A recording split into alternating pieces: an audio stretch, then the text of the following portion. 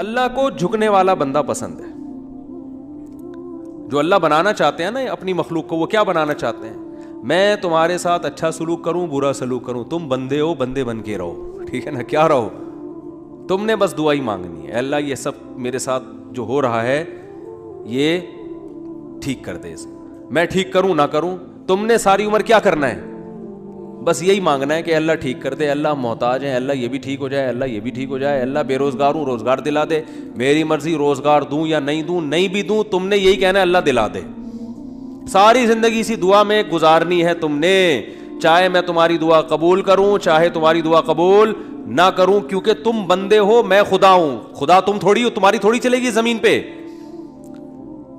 بہت سے لوگ یہ فالٹ ہے, دعائیں نہیں قبول ہو رہی تبھی تو وظیفوں کی طرف جاتے ہیں, اولاد نہیں ہو رہی کوئی وظیفہ بتا دے, او بھائی دعا مانگ لے اولاد, کہہ رہے دعا تو مانگ کے دیکھ لیا ہے وہ تو ہو ہی نہیں رہی, تو کوئی ٹیکنیکل طریقہ ہو اولاد کا, سے کیسے ہو جائے گی بھائی, ٹیکنیکل طریقے تو نہیں ہے. یونس علیہ السلام جب مچھلی کے پیٹ میں تھے, کتنا بڑا غم لگا نا آپ کو, یونس علیہ السلام مچھلی کے پیٹ میں, تو اللہ سے آپ نے دعا مانگی ہے, وظیفہ نہیں پڑھا ہے. وظیفے پڑھنا بھی جائز ہے اگر کوئی قرآن و آیتیں ہیں تو کوئی گناہ نہیں ہے, لیکن جو اصل جو اسلام کی روح ہے وہ کیا ہے, دعا. تو یونس علیہ السلام نے مچھلی کے پیٹ میں دعا مانگی, لا الہ الا انت سبحانک. دیکھو حضرت یونس علیہ السلام, ہمارا جو مزاج ہے نا وہ کیا ہے, یونس علیہ السلام کئی سال اپنی قوم کو تبلیغ کرتے رہے ہیں, قوم باز بولو نہیں آئی. حضرت یونس کو یقین ہو گیا اس قوم پہ عذاب آنے والا ہے, تو آپ نے اللہ سے نہیں پوچھا, اس لیے کہ آپ کا خیال تھا بھئی یہ عذاب تو آئے گا, تو میں اللہ کے خوف سے اب بستی کو پہلے چھوڑ دیتا ہوں. میں آپ سے یہ اجتہادی خطا ہوئی, یہ اجتہادی خطا ہوئی کہ بھئی اللہ کی پرمیشن کے بغیر آپ نے قوم کو کیوں چھوڑا. حالانکہ اس اجتہادی غلطی کے پیچھے جو اس کی بیس تھی وہ بیس بہت اچھی تھی, وہ اللہ کا خوف اور اللہ کی خشیت. اللہ کے عذاب سے بھاگنا یہ تو حکم ہے نا, فنٹر بننے کی تھوڑی اجازت ہے کہ جہاں عذاب آ رہا ہے تو کھڑے رہو وہاں دیکھو, ایسا تھوڑی ہے. قوم لوط پر جب عذاب آیا تو جو اہل ایمان تھے ان کو حکم تھا پیچھے مڑ کے بھی نہیں دیکھنا ہے, اس عذاب کو دیکھنے کی بھی اجازت نہیں, ڈرو اس سے بھاگو. جب قوم عاد قوم سمود کی بستیوں سے نبی گزرتے تھے تو چہرے پہ کپڑا ڈال کے جلدی اپنی رفتار بڑھاتے تھے, بھئی یہ اس عذاب کو اپنی آنکھوں سے بھی نہ دیکھو, خوف پیدا ہوتا ہے اس سے. تو اتنا زیادہ آپ صلی اللہ علیہ وسلم خوف زدہ ہوتے تھے. تو اللہ کے عذاب سے تو دور بھاگنے کا حکم ہے. تو اب یہاں کیا ہے کہ کیا بات چل رہی تھی یار, حضرت یونس علیہ الصلوۃ والسلام اللہ کے عذاب کے ڈر سے اپنی قوم کو چھوڑ کر نکل گئے. یہ بیس بالکل ٹھیک ہے بھئی, جب اللہ کا وعدہ بھی یہی ہے کہ جو قوم ایمان نہیں لے کر آئے گی تو میں اس کو تباہ کر دوں گا. تو حضرت یونس علیہ السلام کو خیال ہوا کہ بھئی یہاں سے نکل جاؤ. جب بیٹھے ہیں کشتی میں, کشتی ڈوبنے لگی تو ملا نے کہا بھئی وزن کشتی میں زیادہ ہے, ایک آدمی کو نیچے اترنا پڑے گا ورنہ سب ڈوب جائیں گے. کون اترے گا بھئی, قرآن اندازی ہونی چاہیے. قرآن اندازی میں نام کس کا آیا, یونس علیہ السلام. تو بتاؤ ہم ہوتے, ہم کہتے ساری زندگی تبلیغ کرتا رہا, اب جب عذاب آنے والا ہے تو اللہ کے خوف سے ہی نکلا میں, اس کا صلہ یہ مل رہا ہے کہ ڈوبنے والا کون ہے, بولو میں ہی ہوں. بھائی مجھے تو زیادہ پروٹوکول, اللہ تعالیٰ کو 6 کشتیاں میرے لیے پہلے سے سمندر میں رکھنی چاہیے تھی نا, کیا ہو گیا. یہ ہماری سوچ تو یہی ہے کہ میں نے چونکہ فجر کی نماز پڑھی ہے تو میری دکان پہ کسٹمر 6 گنا زیادہ آنے چاہیے, پیسے سارے وہ کما رہے ہیں, نمازیں میں پڑھ رہا ہوں. اچھا میرے پر لوگ اعتراض یہ بھی کرتے ہیں کہ احتیاط اس نے کی, اس کو کرونا ہو گیا, اس کو اس نے احتیاط نہیں کی, اس کو نہیں ہوا, یہ مفتی لوگوں کو الو بنا رہا ہے. تو بالکل یہی ہے کہ نماز میں پڑھ رہا ہوں, روٹی کس کو مل رہی ہے, اس کو مل رہی ہے. احتیاط میں کہہ رہا ہوں, وہ کرونا بھی مجھے ہی ہو رہا ہے. ٹھیک ہے نا, ٹھیک ہے نا. تو اب اللہ سے تھوڑی کوئی لڑ سکتا ہے بھائی, تو اللہ کی مرضی, جو اب احتیاط کے باوجود بھی کسی کو بیماری لگا دے, اور ایسے ہے گلے مل رہے ہیں اور روزانہ چھینک رہے ہیں ایک دوسرے کے منہ پہ, انہیں کچھ نہیں ہو رہا, وہ تو اب اللہ کی مرضی, اللہ سے تھوڑی کوئی لڑ سکتا ہے. لیکن ہم تو ظاہر کے مکلف ہیں نا, ہم تو اسباب کے مکلف ہیں, تو اس لیے حکم دیا جاتا ہے احتیاط کا. تو خیر جب تک کرونا ختم نہیں ہوگا ہم بھی آپ کا پیچھا نہیں چھوڑیں گے, یہ ذہن میں رکھو آپ. تھوڑا تھوڑا جیسے 4 شادیاں آتی ہیں نا تڑکے میں، اس طرح یہ بھی آتا رہے گا تڑکے میں، کیونکہ لوگ نہیں کر رہے احتیاط تو کیا کریں. اچھا خیر، بات ہی کہاں چل رہی تھی؟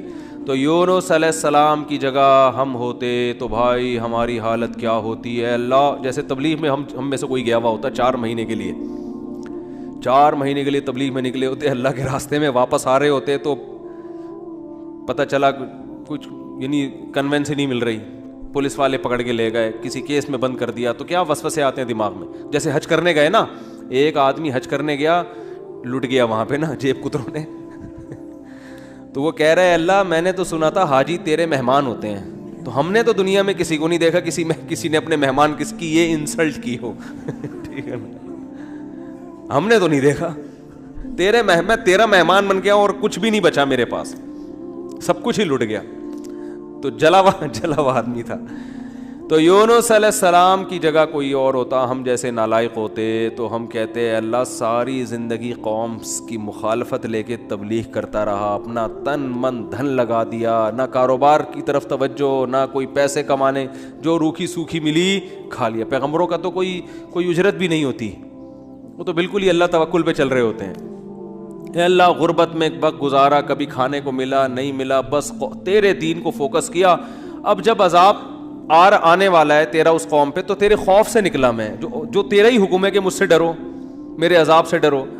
اب کم از کم کوئی 2-4 کشتیاں یا ہوائی بحری جہاز کوئی کھڑا ہوا ہوتا میرے استقبال میں، اور اگر نہیں تھا میں نے اپنے خرچے سے پہ کشتی لی ہے میں نے.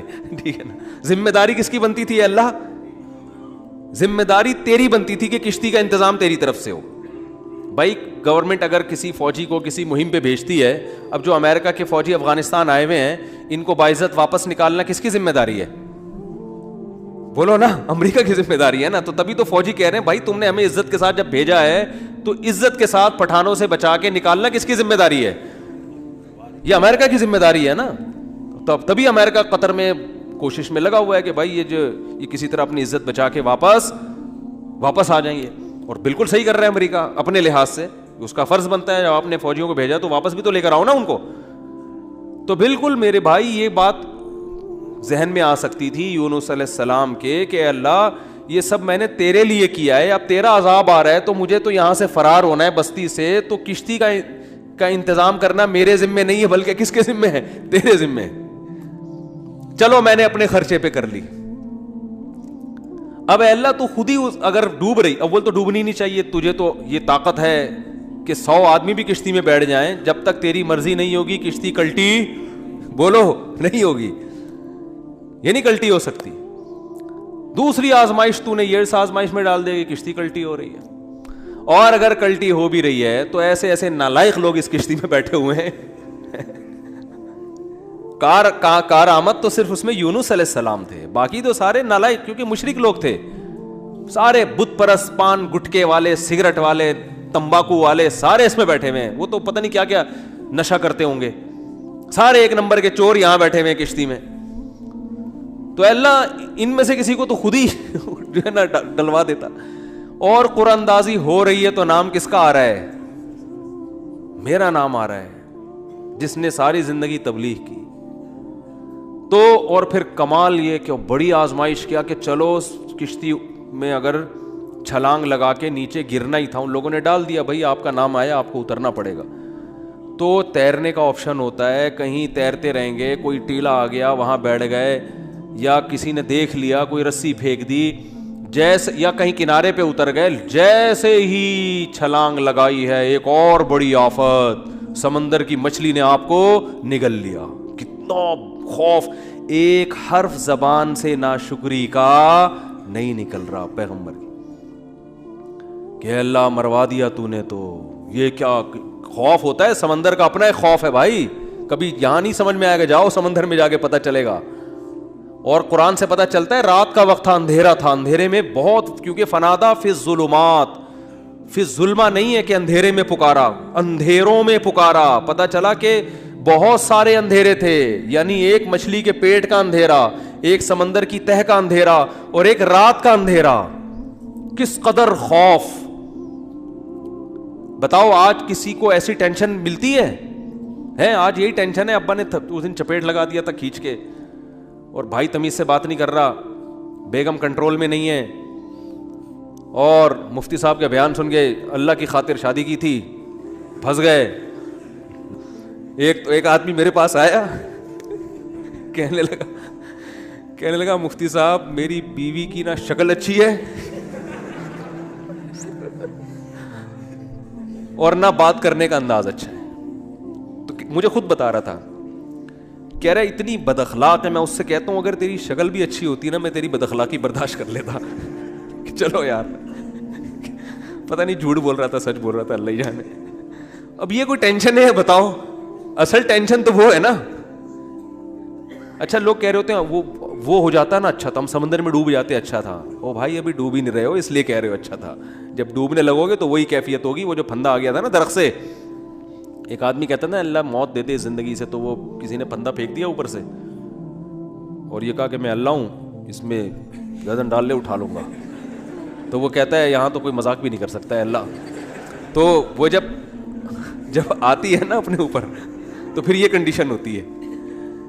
تو یونس علیہ السلام پر جو آزمائشیں آئیں, کتنی بڑی بڑی آزمائشیں, مچھلی کا پیٹ اور نگل گئی مچھلی اکثر ثابت نگلتی ہے.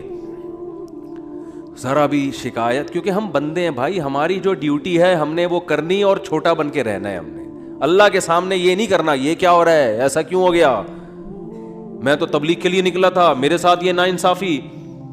یہ نہیں ہوتا. یہ اصول قرآن کیوں یہ واقعہ ذکر کر رہا ہے؟ یونس علیہ السلام اللہ کے برگزیدہ پیغمبر ہیں. ہمارے حضرت فرمایا کرتے تھے یہ محبت کی چٹکیاں ہوتی ہیں. انسان کو جس سے محبت ہوتی ہے تو اس کو ستاتا ہے, اور یہ ستانا تکلیف برائے تکلیف نہیں, اس کے درجات کو بلند کرنی محبت کا اظہار ہے کہ میرا ایسا بندہ ہے, ایسا پیغمبر ہے, کتنی آزمائشوں میں ڈالا, زبان سے ایک حرف ناشکری کا نہیں نکل رہا, ساری اپنی طرف منسوب کہ میری غلطی ہے, میں غلط ہوں.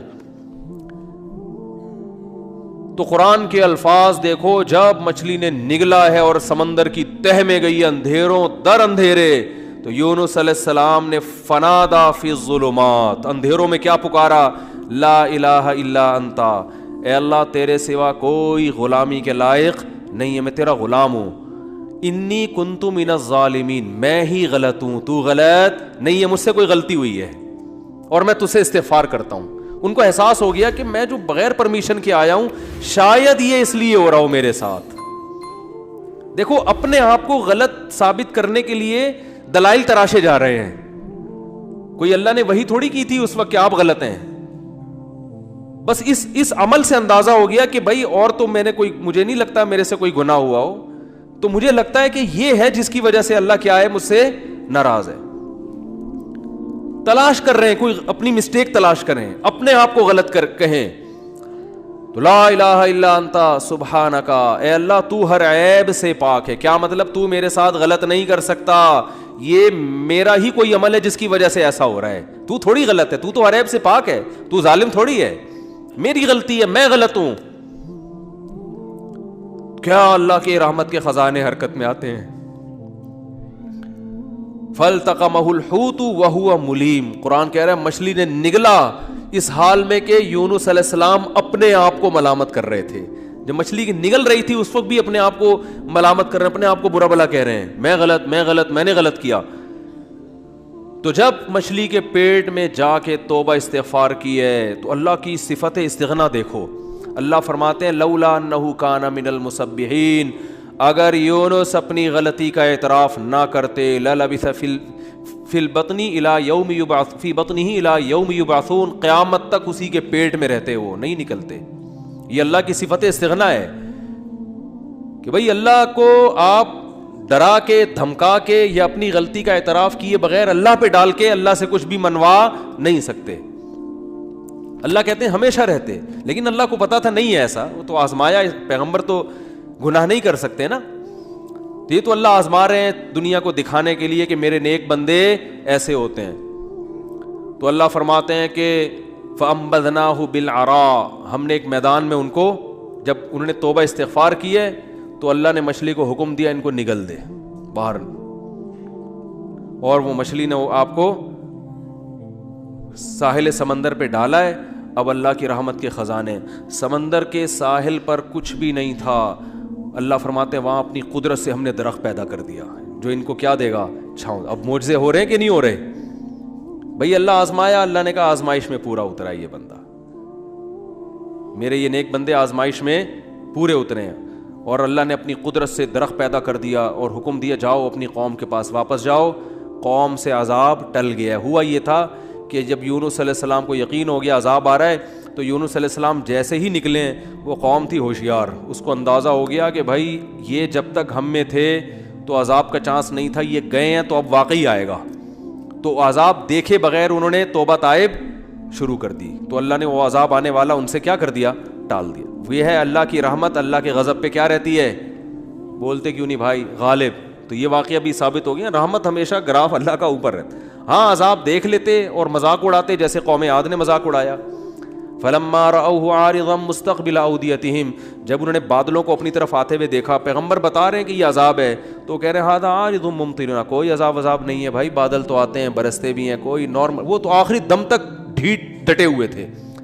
اب کیونکہ اللہ کی صفت غضب بھی ہے, رحمت غالب تو رہتی ہے, لیکن ایسا نہیں ہے کہ غضب ختم ہی ہو گیا ہے. پھر اللہ نے عذاب بھیجا اس قوم پہ. 7 دن 8 راتیں تیز ہوائیں چلی ہیں, 8 دن 7 راتیں, اور ایسا اٹھا کے اس قوم کو پٹخائے کہ اللہ فرماتے ہیں کہ انہم اعجاز نخل خاویہ. 1 ہفتے کے بعد ایسا لگ رہا تھا کھجور کے تنے ہیں جو اوندھے پڑے ہوئے ہیں, بڑے بڑے قداور لوگ تھے وہ. اللہ نے تو اس لیے میرے بھائی جب کوئی غم آئے, پریشانی آئے, تو واویلا نہ مچایا کرو, رونے دھونے کی اجازت ہے. یہ بے صبری نہیں ہے, جب انسان کو غم ہوتا ہے روتا بھی ہے, ہائے ہوئے بھی کرتا ہے, لیکن اللہ کو برا بلا کہنا شروع کر دینا, میرے ساتھ اللہ یہ کر رہا, میرے ساتھ اللہ میں ہی میرا ہوں اللہ کو. آپ کا کام ہے غلامی, مانگتے رہنا ہے, مانگتے رہنا ہے, مانگتے رہنا ہے. اکثر ایک واقعہ علماء بتاتے ہیں, کتابوں میں لکھا ہوا ہے کہ ایک بزرگ حج کرنے جاتے تھے, حج کرنے کے بعد ندا آتی تھی قبول نہیں ہوا. کیا ندا آتی تھی؟ قبول نہیں ہوا. تو دوبارہ چلے جاتے اگلے سال, جب حج کرتے پھر ندا آتی قبول نہیں ہوا, وہ پھر چلے جاتے. تو کسی نے کہا کہ آپ خود ہی بتاتے ہو کہ جب میں حج سے فارغ ہوتا ہوں آسمان سے ایک ندا آتی ہے کہ قبول نہیں ہوا, تو پھر کیوں جاتے ہو بار بار. تو انہوں نے کہا بھائی میرا کام ہے حج کرنا, اپنی کوتاہیوں کی اصلاح کرنا, قبول کرنا کس کا کام ہے؟ اللہ کا. اب اللہ سے تو لڑ تھوڑی سکتا ہوں, اور یہ بھی نہیں ہے کہ اب فنٹر نہیں بنو کہ اب تو ہم نہیں جائے گا بھائی, اب تھوڑی 2 دفعہ چلے گا, 3 دفعہ چلے گا, ہر دفعہ یہ آواز آ رہی ہے, اب تھوڑی ہمارے پاس اور بھی دنیا میں غم ہے بھائی, یہ حج ہی کرتے رہیں گے کیا؟ یہ ہوتا اصل میں لوگوں کا یہ رویہ ہو گیا ہے. دعا میں بہت ہو رہی ہے یار, ہم نے دعا مفتی صاحب 6 دفعہ دعا مانگ لی پھر بھی فائدہ نہیں ہو رہا. اب یہی تھوڑی کہ دعا مانگتے بول نہیں رہے ہوتے, مفتی صاحب سے ڈر رہے ہوتے ہیں. تو بھائی اتنا اللہ سے ڈر لو, وہ بعض تو بول بھی دیتے ہیں. تو بھائی 6 دفعہ 10 دفعہ 100 دفعہ دعا مانگنے میں کیا جا رہا ہے یار؟ اللہ کے سامنے ہاتھ اٹھا کے مانگنے سے زیادہ بھی کوئی مزیدار عمل ہو سکتا ہے؟ نہیں قبول ہو رہی, اہل اللہ کہتے ہیں نہیں قبول ہو رہی نا, اس میں مانگنے میں اور زیادہ مزہ ہے, ٹھیک ہے نا, اس میں مانگنے میں یہ اللہ ایمان کا امتحان لے رہا ہے. تو ہم غیب پر ایمان کے دعوے دار ہیں, اللہ تو نہ قبول کر, ہم تو مانگتے رہیں گے, ہمیں مزہ اسی میں آتا ہے. حضرت عمر رضی اللہ تعالی عنہ کا قول ہے کہ مجھے اس سے غرض نہیں ہے کہ میری دعا قبول ہو رہی ہے کہ نہیں ہو رہی, یہ تو میرا کام ہی نہیں ہے کہ یہ اللہ کی ذمہ داری ہے, یہ ہماری ٹینشن, یہ تو میں حضرت عمر کے الفاظ اپنی زبان میں بتا رہا ہوں, یہ ہماری ٹینشن ہے ہی نہیں, یہ تو اللہ کا کام ہے نا, قبول کرنا تو اس کا کام ہے. فرمایا مجھے اس کی فکر ہوتی ہے کہ دعا مانگنے کی توفیق مل رہی ہے کہ نہیں مل رہی. ایسا نہ ہو مایوسی اتنی پیدا ہو جائے کہ دعا مانگنے ہی کی توفیق چھن جائے, یہ ڈینجرس ہے, یہ خطرناک ہے کہ اللہ نے آپ کو اپنے در سے محروم کر دیا, ہاتھ اٹھانے کی توفیق سلب کر لی. اور آج لوگوں میں یہ نظر آتا ہے دعا مانگنے کی توفیق نہیں مل رہی, کیونکہ ان کی پوری نظر اسباب پہ ہوتی ہے, اللہ پہ نظر ختم. یہ بہت خطرناک ہے. دیکھو اسباب پہ نظر رکھو گے, ہو سکتا ہے اسباب اختیار کر کے کام تو ہو جائے, لیکن اللہ کی جب عدالت میں کیس لے کے جاؤ گے, فائل داخل کرو گے, وہاں سے جو کام جب منظور ہوگا نا, اس کام کی نوعیت میں اور آپ کے کام کی نوعیت میں زمین اور آسمان کا فرق ہوگا. جب اللہ کے سامنے کیس لے گئے, کام خراب بھی ہوگا تو بنے گا, اور جب اسباب پہ نظر رکھو گے بنے گا بھی تو ہو سکتا ہے اس میں خیر نہ ہو. یہ کوئی الٹا کام ہو رہا ہو. جس کام سے آپ نے اللہ کو نکال دیا اب اس میں خیر کی توقع نہ رکھیں. آپ بیمار ہوئے, صرف دواؤں پر اکتفا کیا ہوا ہے آپ نے, اللہ سے دعائیں نہیں مانگتے اور ضرورت بھی محسوس نہیں کرتے کہ چھوڑو یار, جب میں آگمنٹن کھا رہا ہوں, جب میں یہ سیرپ پی رہا ہوں تو گورے بھی تو ٹھیک ہوتے ہیں نا بغیر دعا کے. کیا خیال ہے بھائی, جب وہ ٹھیک ہوتے ہیں تو مجھے دعا مانگنے کی کیا ضرورت ہے؟ تو عین ممکن ہے آپ ٹھیک ہو جاؤ. دوا اثر کرتی ہے, اللہ نے دنیا کو اسباب سے جوڑ دیا, لیکن یہ ٹھیک ہونا بھی آپ کے لیے نقصان کا ذریعہ بن سکتا ہے. اور آپ دعا مانگو دوا کے ساتھ, ہو سکتا ہے آپ ٹھیک نہ ہو, لیکن پھر ٹھیک نہ ہو کے بھی اس میں اللہ کیا ڈال دے گا؟ بولو نا, خیر ڈالے گا. اللہ اس میں خیر ڈالے گا. جیسے یونس علیہ السلام کو مچھلی کے پیٹ میں اللہ نے داخل کیا ہے ان کے درجے کو اور بلند کرنے کے لیے. اگر یونس علیہ السلام کے ساتھ یہ مچھلی والا واقعہ نہ ہوتا تو شاید یونس علیہ السلام کا ذکر قرآن مجید میں نہ ہوتا. کیونکہ پیغمبر تو لاکھوں آئے ہیں نا, سب کا تذکرہ تھوڑی ہے. اور نبی صلی اللہ علیہ وسلم نے حضرت یونس کی فضیلت الگ سے بیان کی ہے. فرمایا لا تفضلونی علی یونس, مجھے یونس پر فضیلت مت دو. حالانکہ دیکھو یہ تو اجماعی عقیدہ ہے کہ ہمارے نبی تمام پیغمبروں سے افضل ہیں, لیکن کیا مطلب نام لے کے میرے مقابلے میں یونس کو نہ لے کر آؤ کہ میں ان سے زیادہ افضل ہوں. کیوں؟ کیونکہ اس میں اس بات کا امکان تھا کہ شاید اس واقعے کی وجہ سے لوگ یونس علیہ السلام کی توہین نہ کر رہے ہوں کہ وہ اللہ کی پرمیشن کے بغیر چلے گئے تھے. تو کہیں اس واقعے کو بنیاد بنا کے لوگ ایسا نہ ہو کہ کہیں کہ ہمارے نبی تو افضل ہے, یونس علیہ السلام افضل نہیں ہے, کیونکہ ہمارے نبی تو بغیر پرمیشن کے کوئی کام نہیں کیا اور یونس علیہ السلام تو اللہ کی پرمیشن کے بغیر چلے گئے تھے. اس لیے نبی نے اس کانسیپٹ کو درست کرنے کے لیے, کلیئر کرنے کے لیے کہ کہیں تمہارے ذہن میں یہ چیز نہ ہو, اس لیے کیا مطلب حدیث کا کہ یونس علیہ السلام کا نام لے کے دونوں کو مجھے ان کے مقابلے میں لا کے کھڑا مت کرو, اور یہ مت کہو کہ محمد صلی اللہ علیہ وسلم حضرت یونس سے افضل ہیں. حالانکہ افضل ہیں, لیکن جہاں بھی حضرت یونس کی توہین کا ذرہ برابر بھی شائبہ نکلتا تھا آپ صلی اللہ علیہ وسلم نے اس سے منع کر دیا. اس لیے کہ آپ صلی اللہ علیہ وسلم جانتے تھے کہ یہ جو کچھ یونس علیہ السلام کے ساتھ ہوا یہ اصل میں آپ کو بلند مرتبہ دینے کے لیے ہوا تھا, اور یہ بتانے کے لیے ہوا تھا کہ اللہ کی صفت استغنا کیا ہے, اور یہ بتانے کے لیے کہ اللہ سے لڑ کے کوئی چیز نہیں لی جا سکتی, اور یہ بتانے کے لیے کہ غموں میں, ٹینشنوں میں, پریشانیوں میں اللہ کے نیک بندوں کا رویہ کیا ہوتا ہے. اور میں آپ کی جنرل نالج کے لیے ایک بات یہ بھی بتا دوں کہ جس کا یہ لائف اسٹائل ہوگا نا وہ ٹینشنوں میں بھی خوش رہے گا. ویسے ہی ٹینشن ختم کر لیتے ہیں اللہ اس سے, کیونکہ وہ ہر ٹینشن کو کس کی طرف سے سمجھ رہا ہے؟ اللہ کی. تو جب اللہ ہمارا ہے اور وہ اپنے بندوں کا اچھا چاہتا ہے تو اس میں ٹینشن دے کے بھی ہماری کیا ہوگی, اس میں خیر ہی ہوگی. اس نے یعقوب علیہ السلام سے جو بیٹا چھینا تو یعقوب علیہ السلام کو نوازنے کے لیے چھینا. یوسف علیہ السلام کو جو بچپن میں باپ سے الگ کر دیا مصر کا بادشاہ بنانے کے لیے کیا اس نے, نہ چھنتے نہ بادشاہ بنتے. تو ہمارا کام ہے ہر برائی اپنے کھاتے میں ڈالیں, سمجھ رہے ہو کہ نہیں سمجھ رہے, اور ہر اچھائی کس کی طرف منسوب کریں؟ اللہ کی طرف.